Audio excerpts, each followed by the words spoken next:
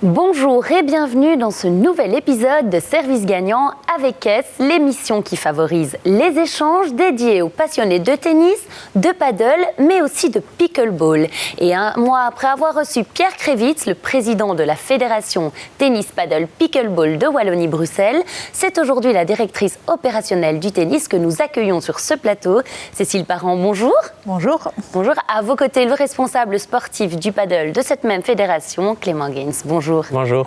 Alors, difficile aujourd'hui de ne pas commencer cet épisode par une belle victoire, celle de Raphaël Collignon. En effet, le Liégeois s'est imposé en finale du Challenger 125 de Pau en France. Et grâce à cette victoire, il entre dans le top 100 mondial des tennisman et occupe la 98e place de ce classement ATP. Cécile, c'est quand même une formidable nouvelle. Oui, c'est vraiment exceptionnel. En plus, Raphaël est arrivé un peu en manque de confiance au Challenger de Pau. Il n'avait pas encore gagné de match cette année. Il sortait d'une période un peu compliquée. Et le premier tour n'a pas été très simple. Mais je pense que cette victoire a été un véritable déclic pour lui. Il a retrouvé sa confiance, il a retrouvé son jeu. Et pour lui, c'est vraiment une très belle semaine qui se solde par une place dans le top 100. Oui, justement. Donc, il a également été en finale avec Alexander Blocks. Raphaël, qui, comme vous le disiez, n'avait plus gagné de match depuis 1 mois et demi. Donc, comme quoi, une victoire au tennis, ça peut tout changer. Oui, ça change tout. C'est vraiment un sport où la confiance est très importante. Et quand les doutes s'installent, c'est compliqué d'inverser la tendance. Et il a su le faire grâce à sa belle victoire au premier tour. Et après, il était reparti comme en fin d'année l'année dernière. Reparti de plus belle donc. Il rejoint ainsi dans ce top 100 2 joueurs belges, Zizou Bergs et David Goffin. Une première donc depuis octobre 2017 qu'on se retrouve avec 3 Belges dans ce top 100. Même si on a connu ça auparavant, c'est quand même assez exceptionnel. Oui, c'était arrivé fréquemment par le passé. C'est vrai que la dernière fois qu'on a eu le cas, c'était en 2017 avec Ruben Bemelmans, Steve Darcy et David Goffin.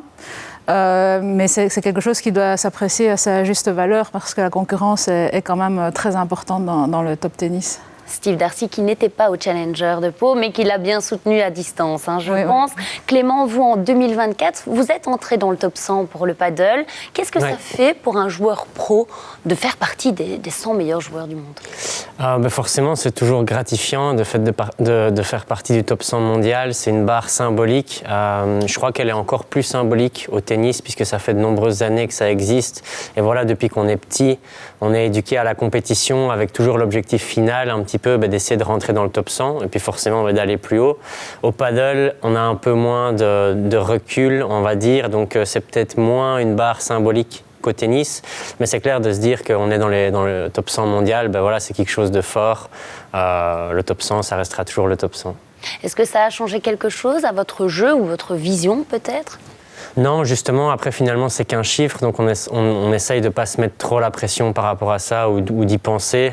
L'idée c'est simplement de s'entraîner, d'essayer de progresser tous les jours et ensuite d'essayer de performer en tournoi pour que les résultats suivent et le classement suivra derrière. Mais donc oui, c'est simplement gratifiant d'être dans le top 100, mais voilà, une fois qu'on y est, c'est plus spécialement un objectif en tant que tel. Oui, ce n'est pas une finalité en tant que telle, c'est vraiment le fait d'y rester le plus important. Oui, c'est ça. En fait, voilà, une fois qu'on y est entré, forcément, maintenant, Raphaël, il va se battre pour essayer d'y rester et d'essayer de grimper encore au classement, parce que je pense que tout le monde pense qu'il est encore capable de monter au classement. En tout cas, c'est ce qu'on lui souhaite. Mais donc oui, maintenant, l'objectif, lui, ça va être de s'installer confortablement dans le top 100 et puis viser de plus en plus haut.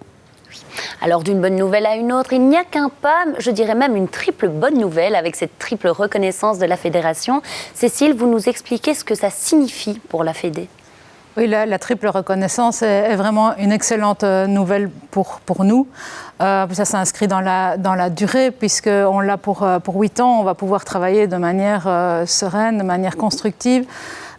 C'est une très bonne nouvelle d'abord à un niveau financier, parce qu'il y a quand même la subvention de fonctionnement qui est là.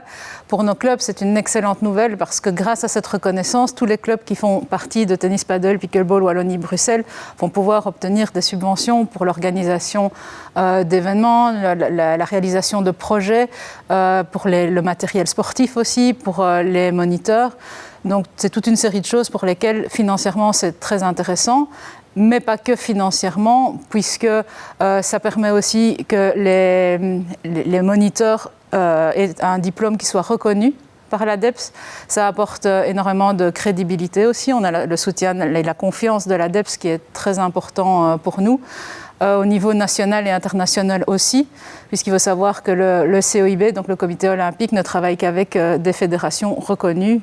Donc à tous ces plans, c'est vraiment une excellente nouvelle, oui. Et par rapport au paddle, Clément, quels sont les avantages ? Par rapport au paddle, ça va être surtout ce qui va être lié à la labellisation. En fait, il y a une enveloppe qui est assez importante, qui est octroyée aux fédérations qui répondent à la labellisation. Et donc, en fait, les clubs, en fonction de différents paramètres qui sont mis en place par le tennis et le paddle, les clubs vont pouvoir recevoir un subside.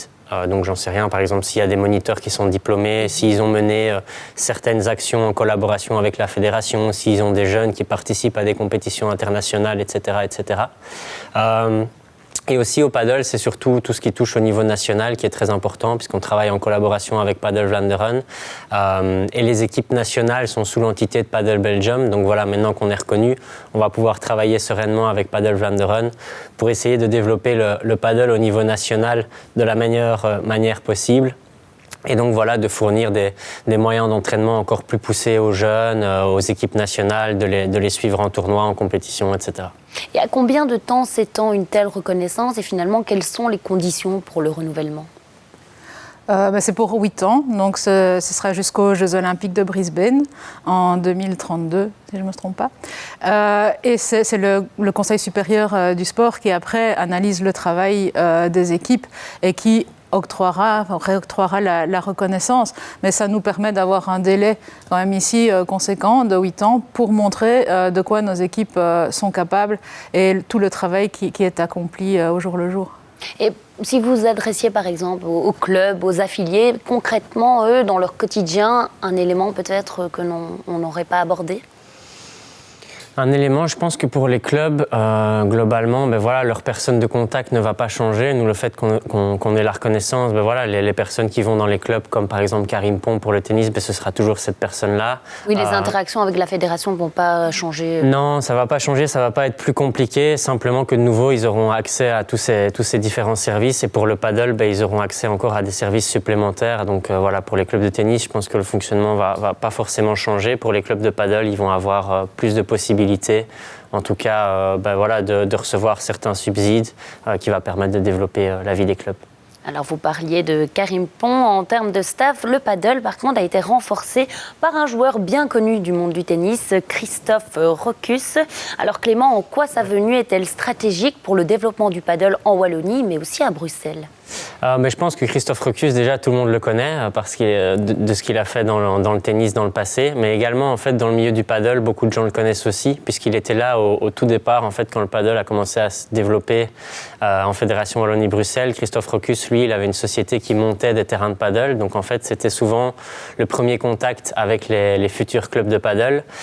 Lui aussi en tant que joueur, forcément il joue très bien, il était dans l'équipe nationale de paddle au départ, puis voilà, il a eu d'autres envies dans sa vie privée et professionnelle, donc il ne continue plus de jouer à ce niveau-là, mais en tout cas il a joué à un bon niveau. Mais voilà, je pense qu'il va aider au développement du sport dans les clubs. Ça va être la première personne de contact pour les clubs. Il va essayer de promouvoir le sport chez les jeunes, d'essayer d'amener différentes actions, d'accompagner les clubs pour voir un petit peu les besoins que certains clubs pourraient avoir. Et je pense que c'est la bonne personne pour faire ça, puisqu'il connaît un petit peu toutes les facettes du sport. Donc voilà. Alors, il a été pro en tennis, mais vous aussi, vous l'avez été, joueur de tennis. Oui. Est-ce que c'est finalement un passage obligé pour devenir bon au paddle ? Non, je ne dirais pas un passage obligé. Je dirais qu'aujourd'hui, en 2025, c'est clair que les équipes nationales sont composées chez les hommes, on est 8 joueurs dans l'équipe nationale, il y en a 7 qui sont issus du tennis. Donc clairement, aujourd'hui, c'est souvent des anciens joueurs de tennis qui sont très bons, ou les meilleurs en tout cas au paddle. Mais voilà, moi, quand je vois les rassemblements maintenant avec les meilleurs jeunes au paddle, c'est plus des jeunes qui sont issus du tennis. Donc je pense que c'est juste une question de temps. D'ici, je dirais à mon avis, 5-6 ans, l'équipe nationale sera renouvelée, en tout cas pour une certaine partie, et ce sera des jeunes qui viennent du milieu du paddle, donc je crois que c'est amené à évoluer. Aujourd'hui, c'est vrai que forcément, le fait d'avoir joué au tennis, ça aide d'avoir des bonnes bases et de pouvoir jouer plus rapidement à un meilleur niveau, mais plus tard, bien sûr, je pense que toute l'équipe nationale sera composée de jeunes qui viennent du paddle. Très bien, alors une assemblée générale de tennis paddle Pickleball Wallonie-Bruxelles est prévu en avril prochain. À quelle grande nouveauté doit-on s'attendre? Clément, je vous laisse boire un petit coup. Cécile, dites-moi, point de vue tennis. Au point de vue tennis, c'est toujours l'occasion de vraiment refaire le point avec tous nos clubs et de leur annoncer aussi ce qui va changer, etc. Je ne peux pas encore le dévoiler vraiment ici. On est en train de travailler sur beaucoup de sujets. Mais en tout cas, on essaye d'améliorer énormément nos services, tous les services qu'on peut apporter au club, d'être toujours à l'écoute. Donc, ce sera une assemblée générale qui permettra d'aller vraiment de l'avant et d'asseoir cette reconnaissance aussi à tous les échelons. Quelques surprises donc que vous nous réservez. Clément, rafraîchi? Oui, rafraîchi. À quoi on peut s'attendre du coup pour le paddle, je ne vais pas rentrer trop dans les détails non plus, mais forcément il va y avoir des nouveautés. On espère, forcément la fédération essaye toujours de se mettre au goût du jour. Donc voilà, on espère avoir des nouveautés au niveau informatique pour faciliter un petit peu la vie des joueurs et des clubs.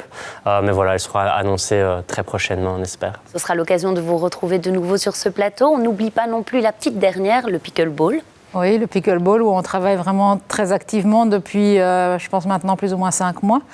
Donc il y a des comités qui se sont créés, on travaille sur les différents types de compétitions, sur un système pour les tournois. On travaille aussi sur des formations d'ambassadeurs pour développer le sport. Donc les équipes sont aussi là à l'œuvre et vont annoncer dans les prochaines semaines, dans les prochains mois, toute une série de nouveautés qui seront disponibles sur notre site. Donc www.tppweb.be et ensuite on choisit sa discipline et on a toutes les informations. Comment s'est déroulée cette transition avec le pickleball? C'est beaucoup de travail. Oui, il y a beaucoup de développement puisque c'est un sport qui est relativement jeune en Belgique. Il est déjà fort développé aux États-Unis.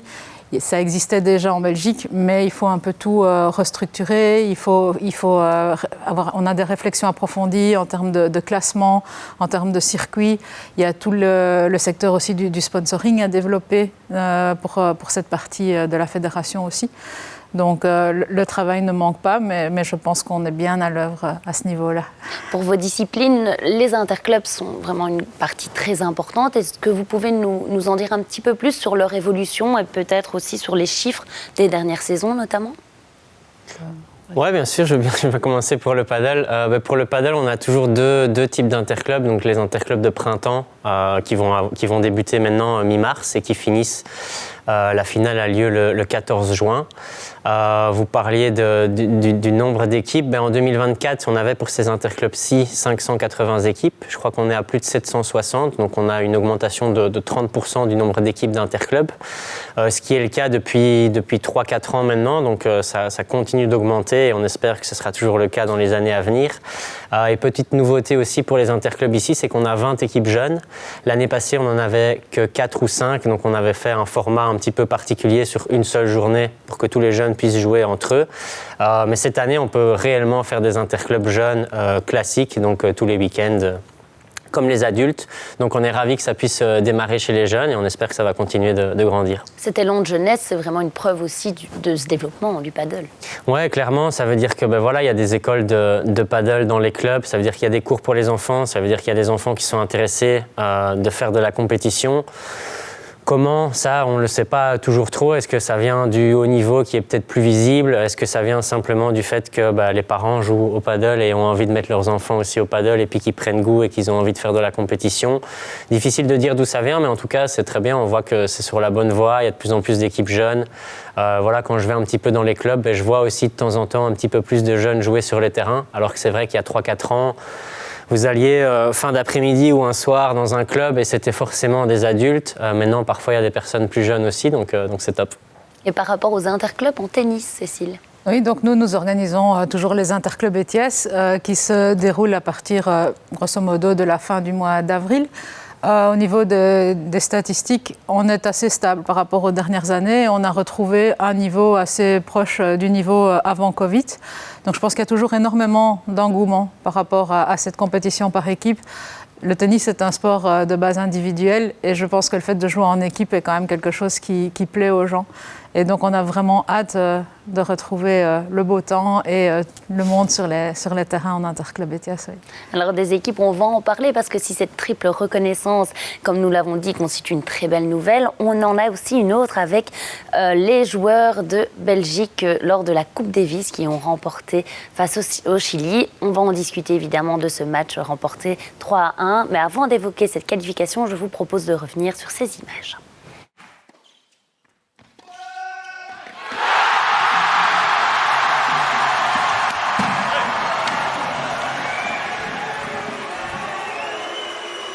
Alors Cécile, vous êtes la team manager de l'équipe belge. On va parler de l'implication de cette qualification, mais si on revient sur ce match entre Zizou et Christian Garin, qui a fait beaucoup parler, dont cette fin que l'on voit malheureusement assez mouvementée, quel est votre ressenti par rapport à ça ? Oui, c'était vraiment, on a vécu ce week-end-là à Celt, une très belle rencontre avec du très très beau tennis dans une très belle atmosphère. C'était vraiment une très belle promotion pour le tennis. On arrive, on est à 2-1 pour la Belgique. Zizou monte sur le terrain, c'est très important pour lui. L'équipe nationale, tout le monde sait que c'est quelque chose qui lui tient particulièrement à cœur, qu'il a vraiment à cœur de pouvoir remporter ce fameux point qualificatif. Il remporte le premier set, il break dans le deuxième, donc là on est très positif. Malheureusement, il perd ce deuxième set. Et dans le troisième, c'est compliqué. Ça se tient, c'est vraiment très compliqué. Il a quelques frayeurs. Et puis là, il parvient à breaker vraiment sur la toute fin et il va servir pour le match. Donc il exulte, il est hyper enthousiaste, malheureusement peut-être un peu trop. Il revient vers le banc en sautant, il regarde vers le banc, il regarde vers le capitaine, vers Steve. Et là, au dernier moment, il se rend compte que Christian Garin, lui, il va à son banc et il ne va pas, il s'arrête pas, il y va. Et donc, c'est le choc, il ne sait pas l'éviter. On voit qu'il a un mouvement un peu de recul sur cette image, mais c'est trop tard, le choc est là. Christian Garin tombe au sol et puis c'est là qu'arrive la polémique. Le superviseur tranche, comme il doit le faire. Donc, dans ce cas-là, il décide que le match, après avoir donné un avertissement à la Belgique, qui est tout à fait normal, il décide que le match peut reprendre. Il a demandé conseil au médecin neutre qui a donné sa décision. Et le joueur chilien, Christian Garin, ne veut pas reprendre le match. À ce moment-là, il y a un point de pénalité. Il ne veut toujours pas reprendre. Un jeu de pénalité. Et là, le match se termine victoire de la Belgique. Donc maintenant, il y a une plainte malgré tout. Oui, c'est ça. Donc le Chili a déposé une plainte à l'encontre de la Belgique. Où en est-elle à l'heure actuelle et quelles sont les perspectives selon vous ? On a reçu, la Fédération internationale a reçu la plainte du Chili la semaine dernière. Il faut savoir qu'il devait y avoir le tirage au sort du groupe 1, c'est-à-dire le groupe où sont les perdants de ces qualifiers. La veille, donc, le Chili dépose plainte, donc le tirage au sort n'a pas pu se faire et se fera la semaine prochaine. Maintenant, c'est une affaire entre la Fédération internationale et la Fédération chilienne. Je pense... j'ose espérer quand même qu'à 99,9%, on ira jouer en Australie, que la victoire sera acquise, mais il y a quand même cette plainte, donc il faut rester prudent et attendre la décision qui sera prise. Oui. L'Australie qui semble être l'une des équipes les plus redoutables. Oui, c'est une équipe très très forte. Ils ont 3 joueurs dans le top 20. Ils ont Alexei Popyrin, ils ont Alex de Minaur, ils ont Thompson. Derrière, il y a encore 6 joueurs dans le top 100. Il y en a 3 dans le top 20 en double, Thompson, Purcell et Ebden. Mais même si ils sont largement favoris, mais c'est une rencontre de Coupe Davis. Et on a déjà vu qu'en Coupe Davis, tout était possible. La Coupe Davis transcende les joueurs, il y a une ambiance. C'est pas un match normal. Donc moi, je pense qu'il faut aller en Australie avec la volonté de gagner ce match, de tout donner sur le terrain, et puis on verra. On n'est pas à l'abri. Pas mission impossible. J'espère que non. Clément, vous allez la suivre, cette coupe ? Ouais, je vais suivre comme toujours. Je suis les résultats en Coupe Davis. Forcément, je suivais le match de Zizou contre Christian Garin. Et voilà, on a tous été un petit peu surpris de cette fin-là. Mais voilà, c'est arrivé. Et maintenant, on se projette vers la suite. Oui, évidemment. Alors, on va pouvoir revenir avec une bonne nouvelle pour le tennis belge, à savoir le tournoi ATP 250 d'Anvers, qui, lui, ne part pas en Australie, mais qui vient déménager à Bruxelles. Alors, quel est votre ressenti face à cette évolution, Cécile ? C'est très intéressant, enfin, c'est très positif pour nous, pour les francophones en tout cas, parce que le tournoi vient à Bruxelles. Je pense que ça va permettre d'attirer beaucoup plus d'affiliés, de clubs dans la capitale. C'est peut-être parfois un peu compliqué de se dire on doit aller à Anvers, il y a 2 rings. Enfin, psychologiquement, parfois, c'est difficile. Ici, ça vient à Bruxelles. Les francophones ont tous l'habitude d'aller à Bruxelles pour tous les salons, etc. Et l'affiche va être magnifique aussi. On a une équipe de Coupe Davis qui sera présente sur le tournoi et qui attire les foules. Donc, je pense que c'est vraiment positif. Ça va nous permettre aussi, nous, d'organiser des événements autour de ce tournoi, de faire parler du tennis aussi. Donc, c'est tout à fait positif. Oui, donc ça peut apporter réellement une visibilité positive à ce tournoi. Oui, tout à fait. Pour le tournoi, pour les joueurs, pour tous, je pense que c'est une bonne décision, oui. Alors, en paddle, on aura le Brussels Premier Paddle qui aura lieu dans quelques semaines déjà. Vous y prendrez part, vous, Clément ? Oui, je jouerai, ouais. Alors, très bien. Comment vous vous préparez pour l'instant à l'approche Pour l'instant, il y a encore plein d'autres tournois internationaux. Donc le mois de mars, c'est plutôt des tournois en Amérique du Sud. À partir de mi-mars, il y a un tournoi Premier Paddle à Cancun, puis il y a un tournoi à Miami, puis au Chili. Après, les joueurs reviennent début avril pour un tournoi, vont à Doha début avril pour un tournoi. Et puis ensuite, c'est le tournoi le Brussels Premier Paddle à Bruxelles. Qui a lieu, si je ne dis pas de bêtises, du 16-17 avril au 24 avril. C'est la 3e édition, je pense, qui se fait à la gare maritime à Tour-et-Taxi. Chaque année, les tickets se vendent de plus en plus vite, donc c'est déjà quasi sold out, donc c'est une bonne nouvelle. Ça veut dire que les gens aiment bien, les gens trouvent le sport spectaculaire. Ils sont demandeurs de ça. Ouais, ils sont demandeurs de ça. Et donc voilà, nous on a la chance de recevoir une invitation pour ce tournoi-là. A priori, on jouera le mardi ou le mercredi soir. On verra à ce moment-là, mais c'est clair que ça va être un bel événement et une belle promotion du paddle. Cécile, on a d'autres rendez-vous internationaux aussi pour le tennis et le pickleball. Oui, dans le tennis, en tout cas, on a toute une large gamme de tournois. Ça part des plus jeunes avec les tournois Tennis Europe. C'est plutôt moins de 12 ans, moins de 14, moins de 16 ans. On en a 3 en moins de 12 ans, on en a 3 en moins de 14 ans, juste côté francophone, 2 moins de 16 ans. Après, on a 4 tournois juniors, donc moins de 18 ans. Donc là, il y en a 2 qui arrivent au mois de juin, un au Sept-Waïs et un au club Justine Hénin. On en a un au mois de septembre à Flémal. Et puis, on en a eu un déjà tout début d'année à Arlon. Donc, le panel est quand même bien fourni. Quand on arrive chez les adultes sur le circuit pro, en dames, on a un 15 000 $ dame à Bollé, ou en forcé Bollé. Et on en a aussi chez les messieurs un 25 000 $ au Royal Leopold Club. On a également 2 15 000 $, un à Eupen et un à Oui, qu'on organise nous directement. Donc c'est quand même un large panel, une large offre. Il faut à cela ajouter les tournois qui se déroulent côté néerlandophone. Donc l'agenda du tennis international et national. Et national, oui, est très très fourni. Sans oublier à côté de ça qu'il y a tous les circuits pour les joueurs de club aussi, comme les Thias Kid Noise Junior Tour pour les enfants, c'est tous les tournois du Critérium. Et aussi pour les adultes, notre Critérium Tennis Point. Donc l'été va être bien chargé. Par rapport à ce tournoi Kid Noise, quelle est la particularité justement pour ces enfants Ce sont tous les tournois du Critérium qui sont organisés, donc qui sont maintenant appelés les Thias Kid Noise Junior Tour, avec une phase finale qui sont les Thias Kid Noise Junior Masters. Kid Noise est aussi venu déjà faire quelques prestations pour nos jeunes et mettre un peu des étoiles dans les yeux de nos enfants. Ce sera encore le cas cette année-ci, mais on n'a pas encore exactement la date et l'endroit, mais on tiendra tout le monde au courant en tout cas pour que ce soit une belle fête. Est-ce qu'il a joué au tennis d'ailleurs, Kid Noise ? Oui, il s'y est essayé, il a pris la raquette en tout cas, oui. Très bien, bon, en tout cas c'est un calendrier qui est bien chargé. Merci à vous deux d'avoir été présents ici avec nous aujourd'hui. Avec plaisir. Avec plaisir, merci beaucoup. Merci évidemment aux équipes de TéléMB qui assurent le bon déroulement de cette émission ainsi qu'aux autres médias de proximité. Et bien sûr, merci à vous, chers téléspectateurs, pour votre fidélité. Quant à moi, je vous donne rendez-vous dans un mois pour un nouvel épisode de Service Gagnant. D'ici là, bonne fin de semaine.